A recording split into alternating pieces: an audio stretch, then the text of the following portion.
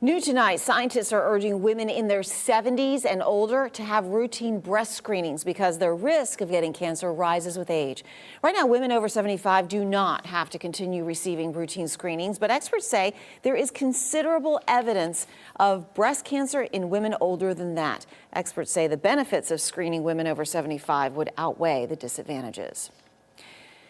Right now, expectant mothers all over Florida sign away some of their rights without realizing it. It was all part of a program to help families pay for medical bills after their baby was injured during birth. And at the same time, it helped keep doctors' malpractice insurance low. CBS 12 News investigates. Niala Charles exposes how now, 30 years later, the program is hurting some families. Ashley Grant was like most expecting mothers. So what did you want? Happy, healthy baby. But that didn't happen. During labor, the baby's heart rate dropped. They all immediately rushed into the room and they were ripping my bed off the wall to bring me into the OR. Her doctor performed an emergency C-section. Ashley's daughter, Brooklyn, barely survived. I didn't want to grow up with, or have my daughter grow up with all the difficulties that she has. Brooklyn was born with a neurological injury that severely restricts her physical ability. Good girl. In this video, she's 5 and has trouble crawling and sitting up by herself, while her 2-year-old sister is already running, and doctors don't know if Brooklyn will ever walk. Everything comes with the difficulty. She can't feed herself. I don't even know. I don't know what a typical 5-year-old does that she's actually able to do. The Grant family hired an attorney and sued the hospital and doctor that delivered Brooklyn. The lawsuit claims for more than an hour there were multiple signs Brooklyn's heart rate was going down and claims the hospital staff significantly delayed performing the C-section, causing severe permanent injuries. My daughter, that for the rest of her life has to deal with consequences from someone else's actions.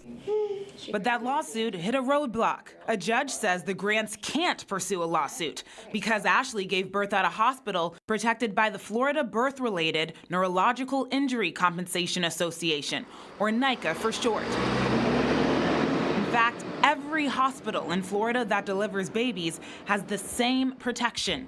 I had a stack of papers that was given to me when I was admitted into the hospital. Did your doctor give you any indication that something like NICA existed before labor? Mm-mm. Once signed, the injured baby is enrolled in NICA, and just like that, mother and child can no longer hold their doctors or hospital liable. Instead, they get a maximum one-time payout of $100,000. We're Brooklyn.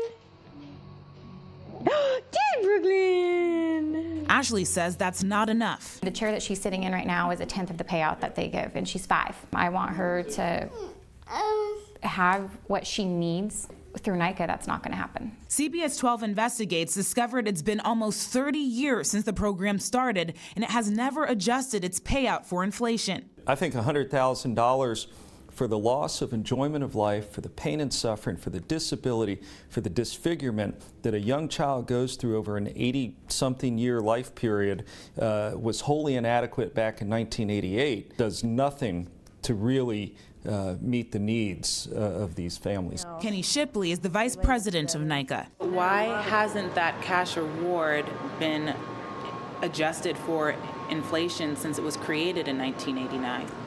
We haven't. Nobody has tried to do that. We've talked about it several times, but part of the issue is trying to get a change in the law. Shipley says because NICA is publicly funded, any changes would have to be done by the state legislature. Yeah, $100,000 now is not as much as it used to be. Where's letter U? The only person that's, hurting the most are the children. Oh my goodness, you're so smart. Okay. Families in NICA can ask for extra money for related issues, but NICA requires them to file a claim every time for every item, and it's only if it's not covered by their private insurance. Virginia is the only other state that has a NICA-type program in place. Niala Charles, CBS 12 News investigates.